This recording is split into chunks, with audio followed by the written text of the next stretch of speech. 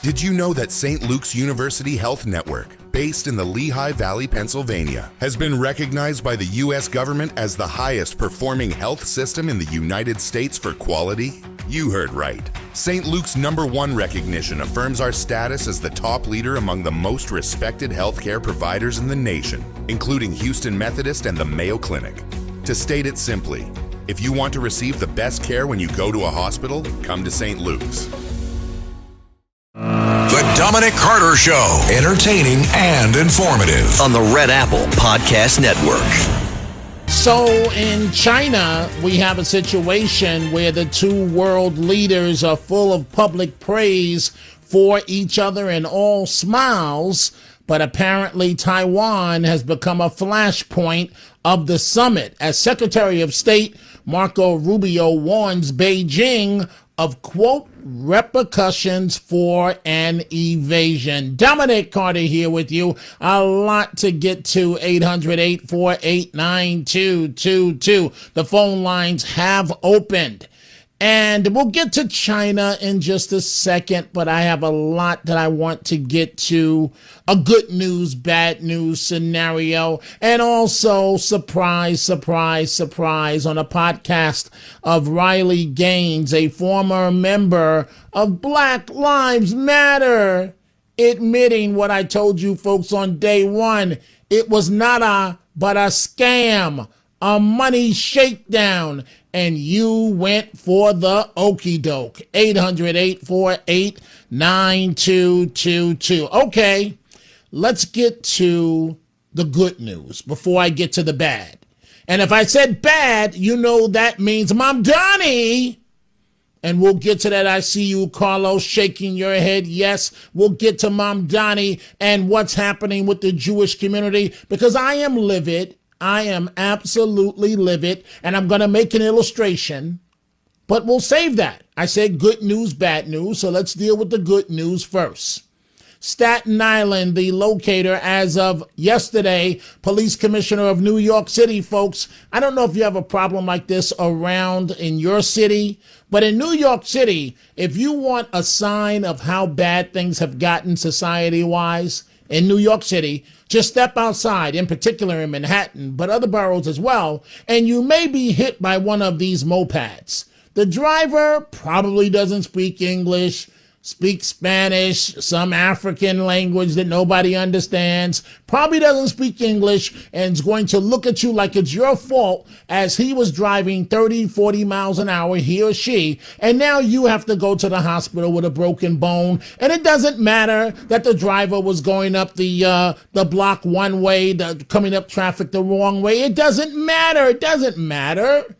And so the New York Police Department just yesterday, 200 of the seized mopeds that are often used in criminal activity. Remember the 7-month-old baby that was shot in the head in Brooklyn about 2 months ago on a moped by those savages? The NYPD destroying literally 200 mopeds. And I say yes, yes, yes. What we are dealing with here goes well beyond traffic enforcement.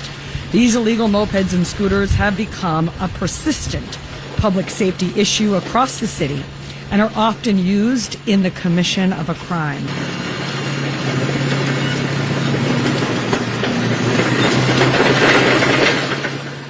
And that sound you hear is music to my ears. It's the crane destroying these mopeds. We see all of your calls. So I said the good news. That was the good news. The bad news. Let's deal with it. I can't hide from it any longer. The bad news. I want you to imagine this situation. Think about it for a second. Think about this for a second.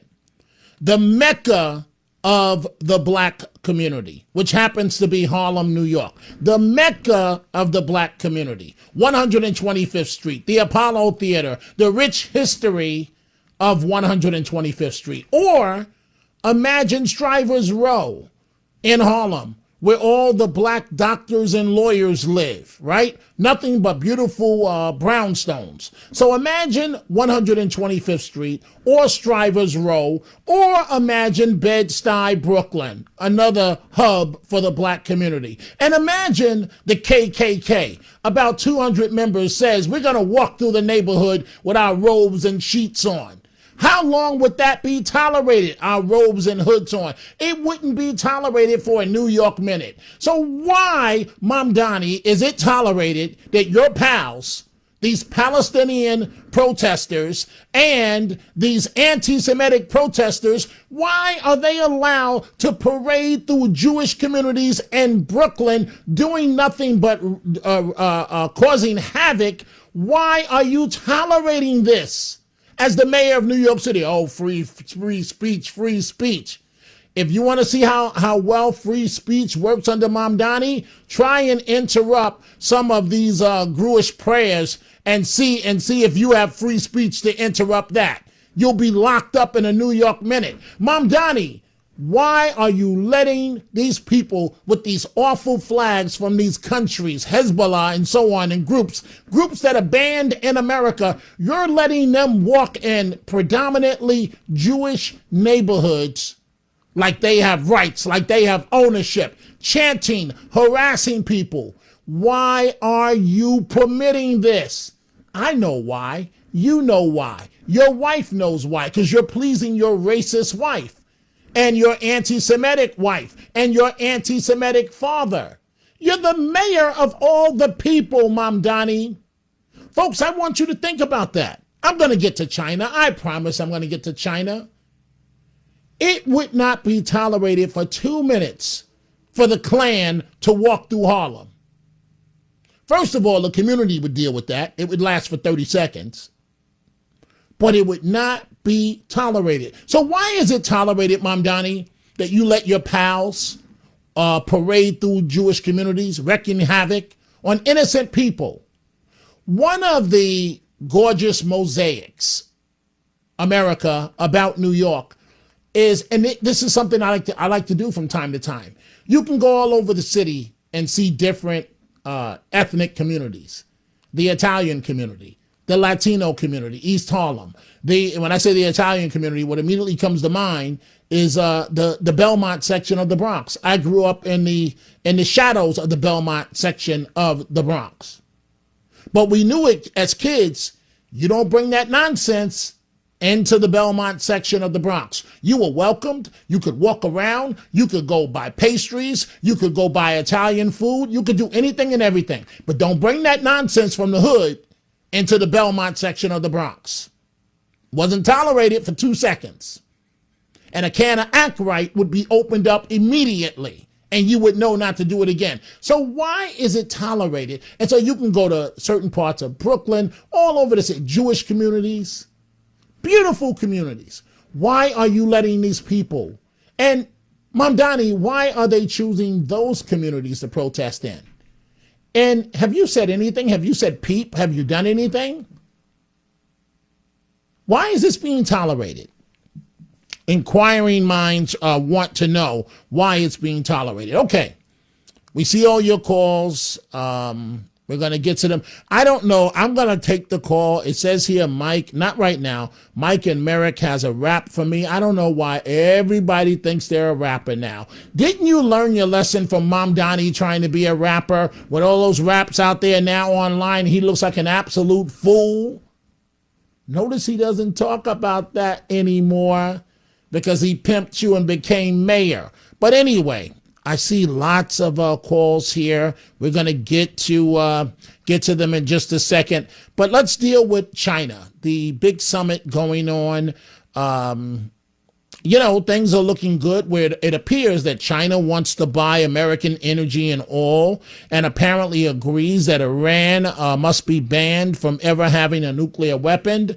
But the sticking point, as always, has been historically is Taiwan. This from Fox News. We just got a readout from the White House on this big bilateral meeting between the two presidents. So I'll read a couple of notes that I've taken away from this statement. They talked about expanding market access for American businesses into China. Remember, the president brought this delegation of 16 CEOs from different business and tech backgrounds. They also talked about wanting more progress on stopping the flow of fentanyl. That's something the president brought up. Now, the Chinese purchases of American agricultural products was also something that was brought up in these discussions.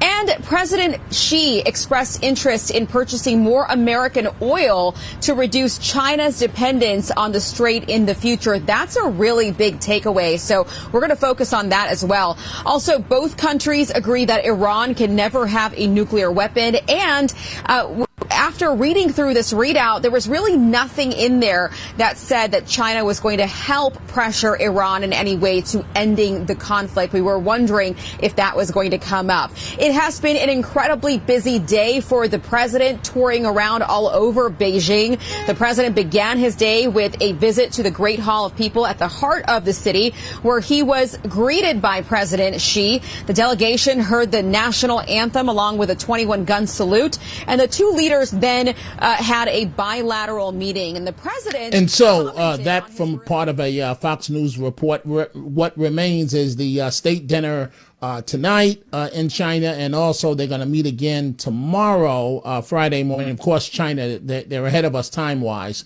And then the trip will be over for the president and the American business leaders upon him. I'm about to start with your telephone calls.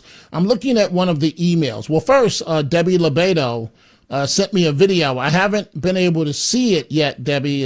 I just don't have a lot of time, but it's apparently by Jackie Mason, in which, I've talked about the president referencing McDonald's and that he's healthy. And Debbie sent me this video by Jackie Mason that says the only healthy person in a health food store is the owner. So I'll take a look at it. Joseph from Connecticut sent me an email saying, I have a concerning question for your show today. Whatever kind of product America plans to trade with China, don't those involved realize that our products will become re-owned and property of China? It's been proven in the past that all of the American copyrights, patents mean nothing and has no protection from them. And then he goes on to say, in my opinion, this is how they gain and redesign our products, thereby hurting our manufacturing. See you on the radio. Laugh out loud. Laugh out loud. Joe, you are correct. That's a big problem for American businesses doing business in China. Let's start with your calls here. Let's see here. Let's go to Gene, line 1, Mount Vernon. Gene, what's on your mind? Yes. Hi, Dominic. Good afternoon. I was listening to Sid Rosenberg's program on Tuesday. Okay, this is the Dominic Carter Show, and I've got 30 seconds from a break. What is the point you want to make, Gene? They were talking about... Okay, Gene. It's not Gene. Okay, we're not... Gene, don't call the Dominic Carter Show telling me what somebody else was talking about on their show. I have hard time deadlines that I have to meet. Let's leave Jean in place because she called yesterday about this topic, so we'll take your call. But Jean, do me a favor. Don't call the Dominic Carter Show quoting somebody else's show when I haven't had a chance to listen to that, and I don't know whether or not it's accurate what you're telling me. It is time for a break. We are coming right back. It's Dominic Carter.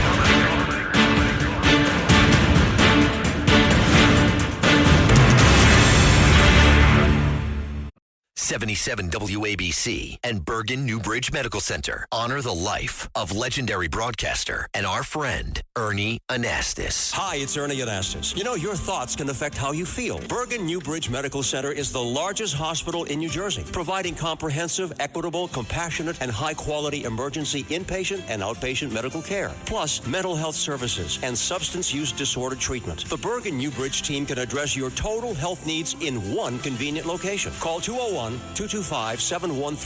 for an appointment or newbridgehealth.org. The Dominic Carter Show. Entertaining and informative. On the Red Apple Podcast Network. And we are back. Coming up at the bottom of the hour, we'll deal with Black Lives Matter. Oh, Black Lives Matter. Hey, what do they say? Don't hate the player, hate the game. That's what they say, right? Carlos is telling me yes. Don't hate the player, hate the game. Black Lives Matter. You get the Pimp of the Year award for pimping all these lovely Americans out of their money because you wanted a mansion. You can get a mansion. You can get a mansion. My baby daddy can get a mansion, and on and on and on. Black Lives Matter. What's his name? George Floyd, right? I shouldn't talk about George Floyd because he's dead. I wish I would honor for 30 seconds George Floyd. I wish my kids would come in the house one day talking about Daddy George Floyd. They'd be cut off on the spot financially. I don't even think my daughter would do so. My kids have never, I don't know what they do behind my back. They have never used the N-word.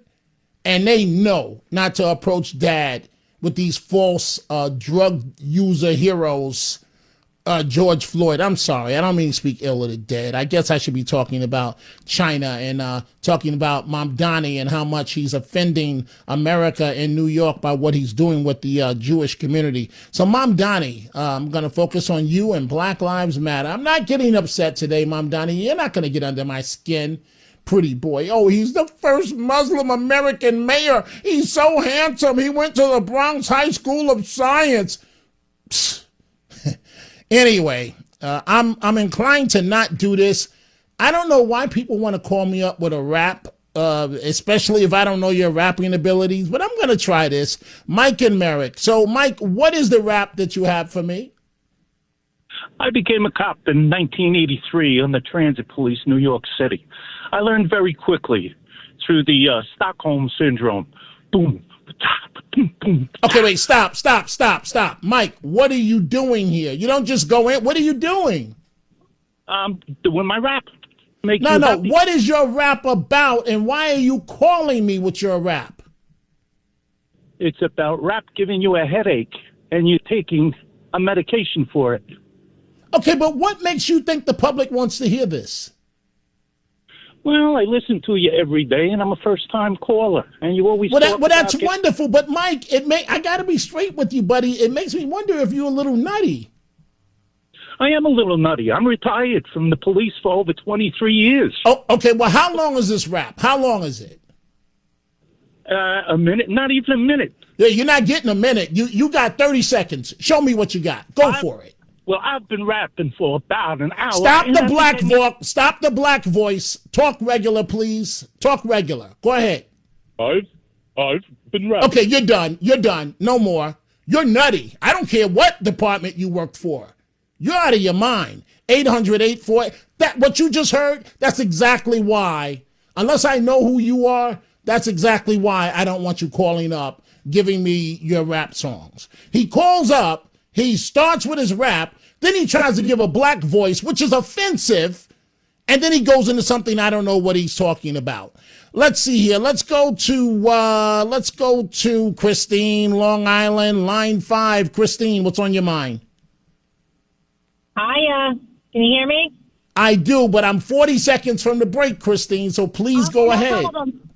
No, just things are going downhill in the city. I agree. I'm a New York City public school teacher. I work in special education, and Thank you for doing that. Thank you. Hey, yes, Christine, if you want to hold, I will come back to you.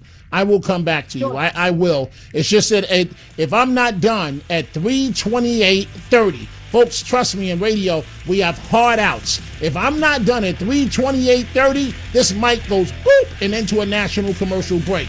We are coming right back.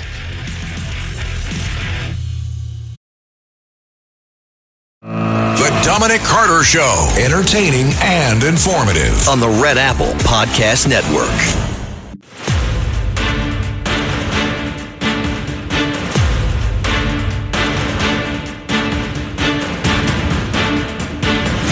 Now, from New York City to the world, it's Dominic Carter.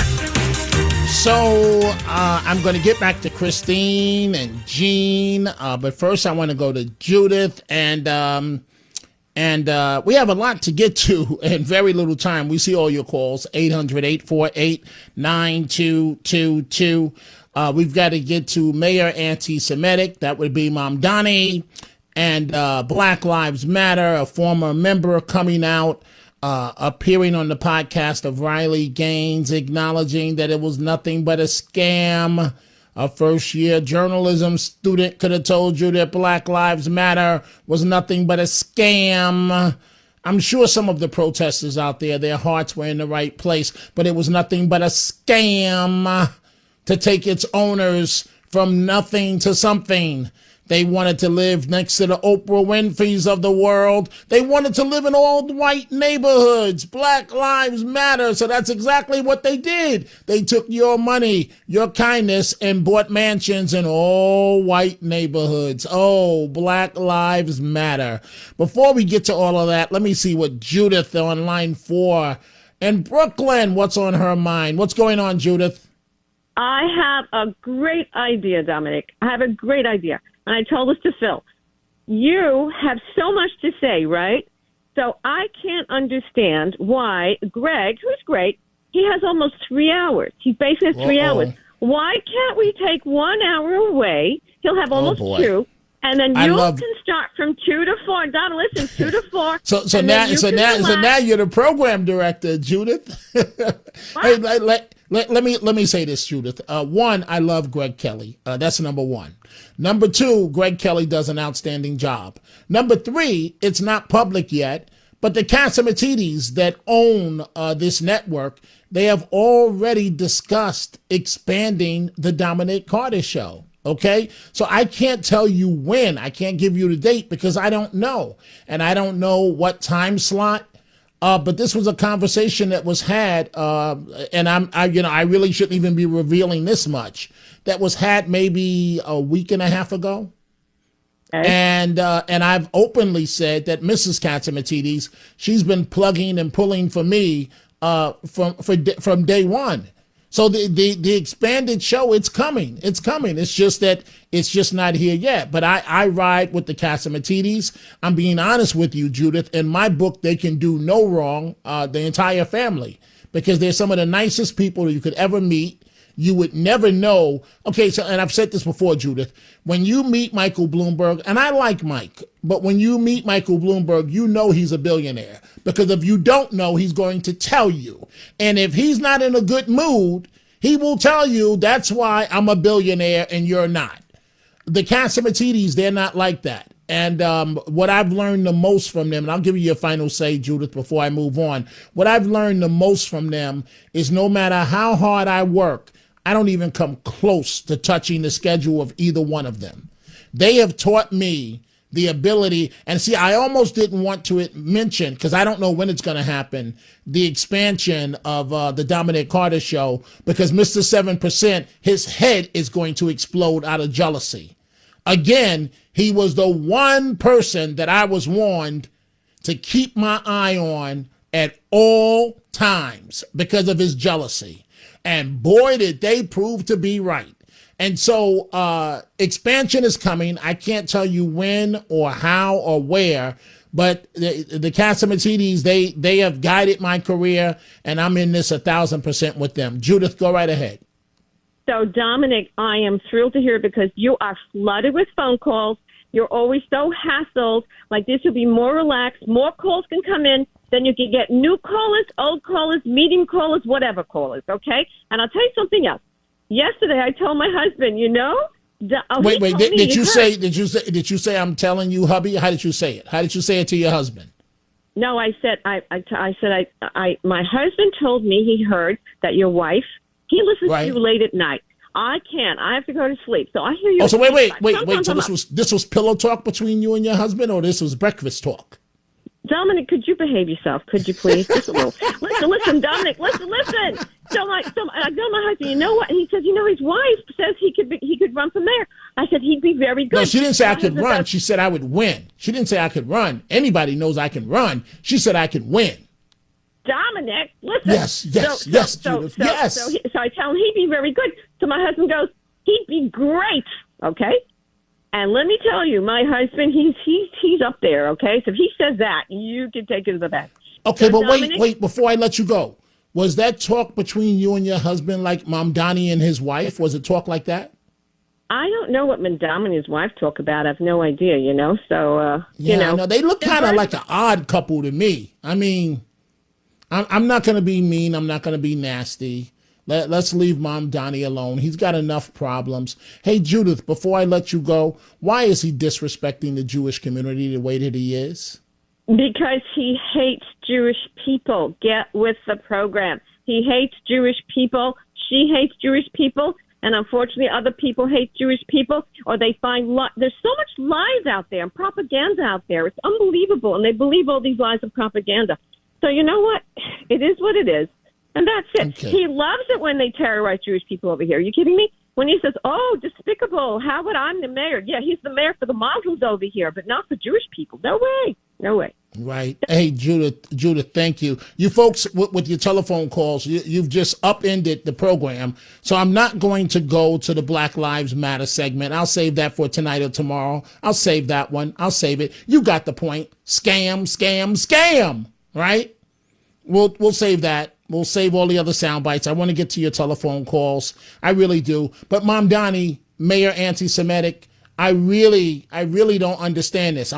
It bears repeating. There is no way in hell that you nor any mayor would allow the Klan to come to the Mecca of the black community, 125th Street in Harlem, in March, or to go to Strivers Row, where all the black doctors and lawyers live in Harlem in their beautiful townhouses. It wouldn't be tolerated for 1 minute, not 1 minute. You wouldn't let them go to Bed-Stuy, Brooklyn. You wouldn't let the Klan walk around Bed-Stuy, Brooklyn. So why are you letting these Palestinian sympathizers, nuts, walking around with all of these hatred flags of countries that are banned? Why do you let them openly walk through Jewish communities terrorizing people? Why do you permit that, Mamdani? Why are you doing that? Why see no evil, hear no evil? Why are you playing this game? And you know what, folks? He didn't show you his true colors during the campaign. He hid his wife, and waited to get elected. And if you say anything to him, I'm the first Muslim American mayor, how could you say such a thing about me? Because you side with them, Mamdani. You side with them. That's how. Let's go back to Christine, Long Island, and then we're going to Jean in Mount Vernon. But Jean, please, don't quote another show to me, because one, I don't know if it's accurate what you're telling me, because I haven't had an opportunity to listen to that show because I'm too busy trying to do the shows that I do. Let's focus on this program. All right, Christine, line 5, Long Island. What's on your mind, Christine? Hey, I'm here. New York City's public school teacher. I think that there's a great way we can show respect to some of the professionals working in our field. There's the UFT is currently campaigning for a respect check, which is a proposed $10,000 annual recurring payment for New York City paraprofessionals. They're absolutely the backbone of our New York City schools. They work hand in hand beside teachers, especially in District 75, which is a specialized district that serves students with disabilities. They work without breaks, other than their lunch break, straight through the day. Okay, wait. Christine, enough with the prepared comments. What are you telling me here in a nutshell? I'm telling you that we need to value education in our city, and we need to put our money. Okay, wait a minute. We don't value education with the amount of money that's spent currently on the New York City public school system. You're telling me more money? Yes. No, that's not going to happen, and that's not responsible. Do you know how much money is spent on the New York City public school education system? Why is it kids in Long Island, less is spent on them and they do better? Why is that? That's a great question, Mr. Carter, and I think parents should be asking these questions and asking to see their school budgets, which is public information, and asking their administrators where the money is going, and asking their superintendents where the money is going. That's a great question. I hope all of you and I'm not blaming the teachers. Can you answer something for me, Christine, that bothers me? It does. How can this is something I've observed firsthand, right? oh, we need more diversity in the classroom, more diversity in the classroom. So you have some female teachers that show up, for lack of a better term, like they're headed to the corner. They're dressed straight up like hookers with the micro mini skirts. Are they not considering how that's influencing little girls in the classroom? I cannot speak to that. I do not see that lack of professionalism around where I'm working, so I cannot speak to that. All right, but okay. There is a great amount of professionalism, but yeah, I mean, I guess what I like to pitch is, please support our schools, and supporting our schools means being involved. It means being involved and asking questions. It's not always about the money. Well, right. You should be involved, no doubt about that. Parents are not as involved as they should be. They expect to hand their kids off to you folks and for you folks to make magic, and that's just not realistic. Thank you for the call. I'm going to try Gene in Mount Vernon one more time. Gene, please don't quote another show to me. Get to your point. Dominic, September 11, 2001, I was in Manhattan. After voting in the primary, I tried to take a bus to Rhode Island. Okay, and I Gene, couldn't do it. Gene. Come on now. I don't have time for a long life story. What are you trying to tell me? Okay, people were stopping at automobiles to listen to the AM radios to find out what was going on. On 9/11. Yeah. Okay, so what are you trying to tell me now? Cell phone wasn't working. I had no means. Okay, Gene. Okay, Gene, what are you trying? I'm just so that we can follow you. What are you trying to tell me? People were stopping at automobiles to listen. Okay, so what is the point, Gene, that you're trying to make?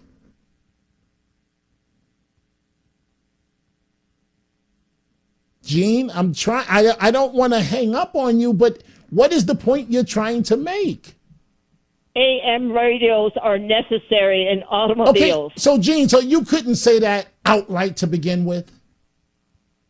I thought I was saying that. No, really. You started quoting Sid's morning show and telling me what they were discussing on Sid's morning show. I don't know what they were discussing on Sid's morning show. I love Sid, but our schedules are just the opposite. So what's the point you're trying to make about AM radio, that they're necessary? They are necessary so people can know what is going on by listening to AM radio. Okay. All right. Gene, thank you for that. And I agree with you on that point. Let's go to Morty, line 4, Central New Jersey. Morty, what's on your mind? Hey, Dominic, I wanted to harp on your point earlier. You were talking about Harlem. You're going to love this because there is the Holocaust survivor that Mom Donnie actually had a photo op with, Sammy Steigman. I met with him, and we went to this restaurant in Harlem. It's an Ethiopian restaurant. Not sure if you've ever had Ethiopian food, but it's an experience. Yeah, I'm not a fan. I'm not a fan. Long story short, this restaurant was, it's run by an Ethiopian Jewish woman.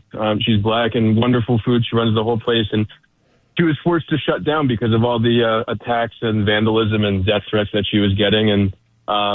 And it's not an openly Jewish restaurant, but I mean, if you look it up, it's TSION Cafe. There's a whole story about it online. It was a shame when I heard that she shut down.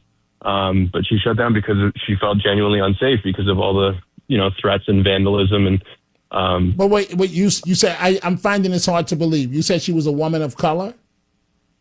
Yeah, Ethiopian Jews are a small minority of Jews, but yes, they're Jews of color. And you're saying that she was not welcomed in Harlem. I find that very hard to believe. You sure she didn't shut down for financial reasons? No. I mean, people were, spray painting swastikas and threatening her death threats, wow. The whole 9 yards. That's horrible. That's absolutely horrible, and it's disgusting. Morty, thank you for the call. Anti-Semitism didn't start with Mom Donnie, but you're the mayor, man. Do something, Mayor. Do nothing. It is time for a break. We are coming right back. It's Dominic Carter.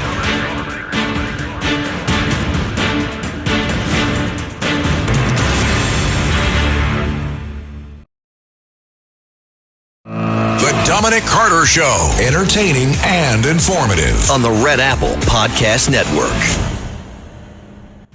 And now, it's time for the Tunnel to Towers Foundation Final Thoughts. And the Tunnel to Towers Foundation final thoughts of the day here. It turns out that information is correct that the last caller directed towards me in terms of the Ethiopian Israeli restaurant in Harlem closed its doors to walk-in customers. And Yetta also sent this to me as well. Our producers sent me some articles here. As the owner says, backlash over the Israel-Hamas war has taken a toll.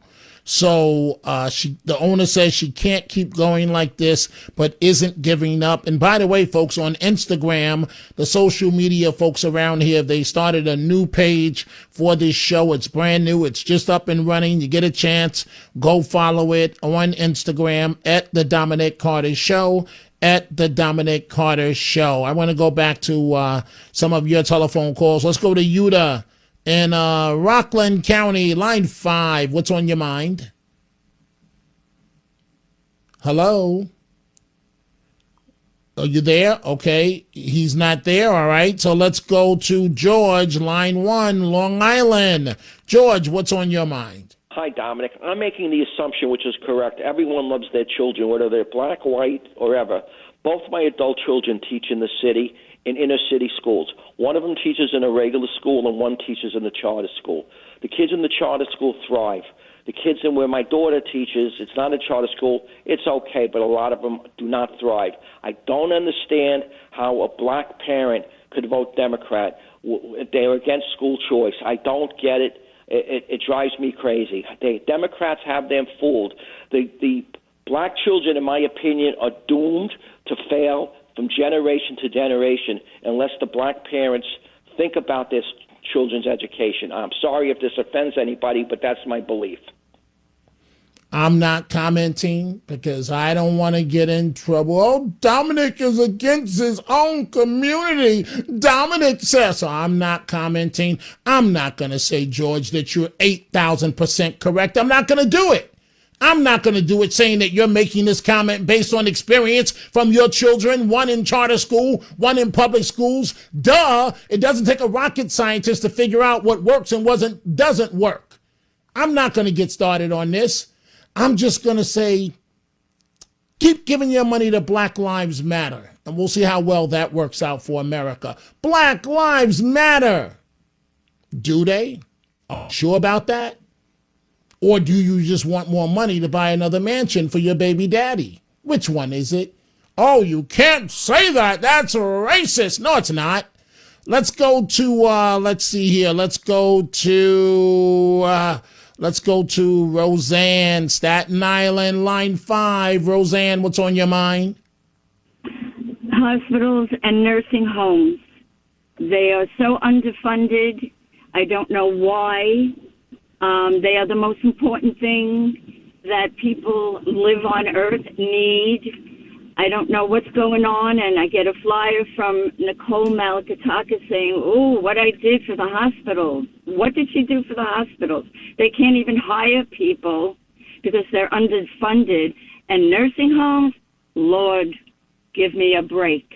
Our senior citizens are being not taken care of the way they should because, again, they're underfunded. They don't have enough staff, and there's people that really don't care. And if you ask me, that's the whole issue. Nobody cares about hospitals or nursing homes. Why? That's a Roseanne. That's a great question. I just don't have time because I'm looking at the clock. I'm down to the last minute and a half. That's something that's a whole show within itself. As a matter of fact, that's a whole series within itself. I'm gonna have to pass for right now, and I will come back to that. Let's go to Roberta, Staten Island, line 1. Roberta, you have 30 seconds, and that's it.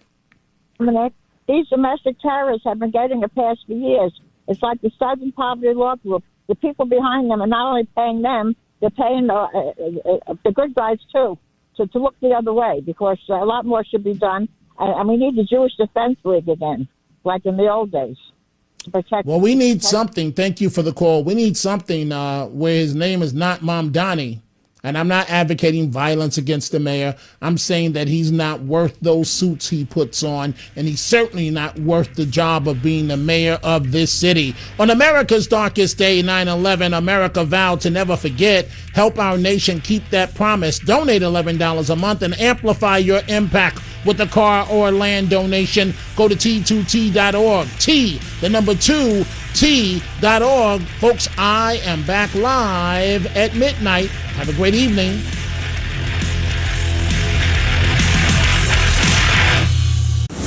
Thanks for listening to The Dominic Carter Show. You can hear The Dominic Carter Show weekdays at 3 p.m. and Monday through Thursday at midnight and Sunday starting at 11 p.m. on 77 WABC. If you like the podcast, share it with your friends and listen anytime at WABCRadio.com and download the WABC Radio app. Hit that subscribe button on all major podcast platforms. Plus, follow WABC on social on Instagram, TikTok, Facebook, and X. See you next time for a new episode so you never have to wonder. What the heck is going on here?